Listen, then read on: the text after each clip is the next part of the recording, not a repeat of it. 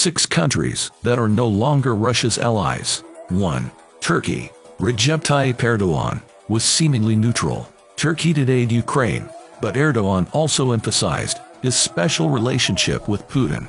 Now he has apparently changed his mind. Erdogan recently welcomed Volodymyr Zelensky. He endorsed Ukraine's accession to NATO. He led Zelensky return from Turkey with former Ukrainian POWs. Erdogan had made a deal with Putin last year. The POWs were released to Turkey.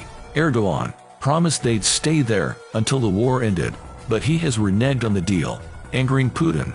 He also dropped his objections to Sweden's entry into NATO. It seems Erdogan doesn't believe in Putin anymore. 2. Armenia. Armenia is heavily dependent on Russian military support.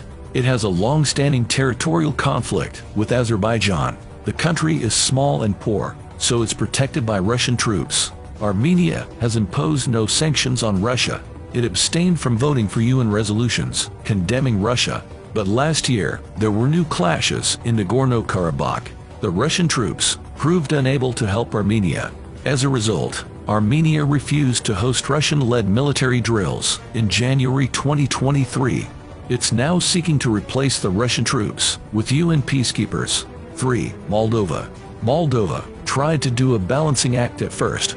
It officially banned the symbols of Russian aggression, but it has not sanctioned Russia in any way. Public opinion was split between Russia and Ukraine, but a part of Moldova, called Transnistria, is occupied by Russia. Moldovans have always been wary of provoking Moscow, but over the last year, they've become bolder. President Maya Sandu accused Russia of planning a coup. Moldova has also reduced dependence on Russian gas. 4. Kazakhstan.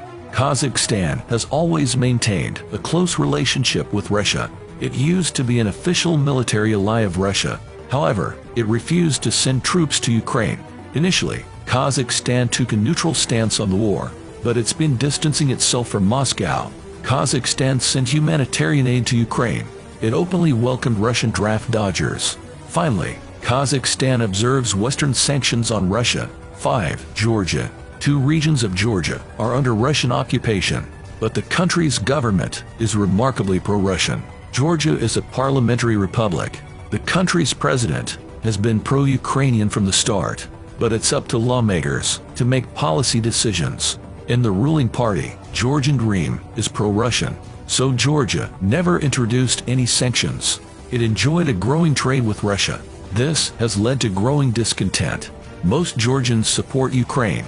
In March, Parliament tried to push a bill on foreign agents. It was a copy of a similar Russian law used to punish dissidents. Georgia erupted in protests. They went on for days, with protesters chanting, "No to the Russian law."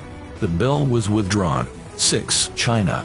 Putin sees China as Russia's most valuable friend.